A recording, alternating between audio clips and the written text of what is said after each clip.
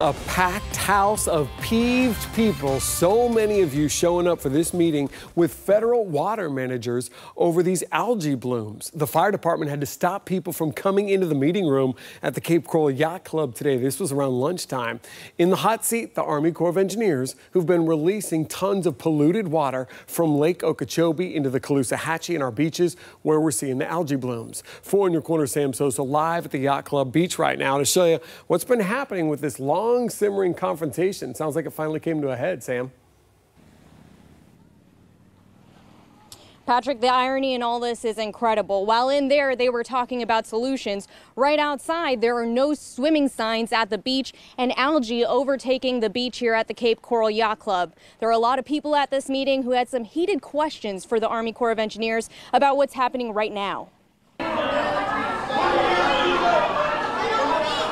Emotions running high inside the Cape Coral Yacht Club. You know what's in the water. You know what it's going to do. The Army Corps of Engineers answered questions about Lake Okeechobee water releases. These people blame the water releases for the algae explosion in Cape Coral.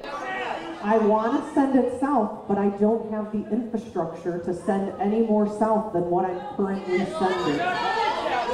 The building reaching capacity. Outside, people rally with signs. We need answers. Feet away at the boat slip, FWC takes away a dead manatee. Nikki Ross saw it as she came in for the meeting. The other ones were clearly getting in closer, trying to jump on top of the dead manatee, like as if like don't take her, you know. And that's a big part of why people are in an outrage. You know? Back inside, Chris Whitman with Captains for Clean Water is glad to see so many people passionate about the issue, telling me something needs to change. And timing and delivery of the water is a big part of the problem. That's something the Army Corps of Engineers addressed. Lieutenant Colonel Jennifer Reynolds says at the end of this year, they'll look into revising the Lake O release schedule. It will potentially change the amount and timing of water that's released to the northern estuaries, as well as take into account many of the projects that we've been able to implement over time that allows us to move more water south. In the meantime, the Army Corps of Engineers is working on projects like the Everglades Agricultural Area Reservoir. We cannot go outside. But for some, those projects aren't enough to help with what's happening right now. Immediate solution is really difficult because the projects that we're talking about are still going to take a few years before they start coming online.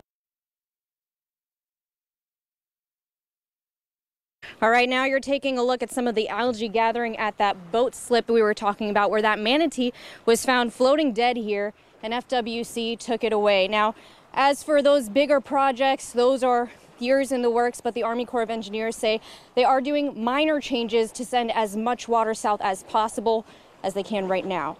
I'm live in Cape Coral. Sam Sosa, Fox 4, in your corner. All right, thank you.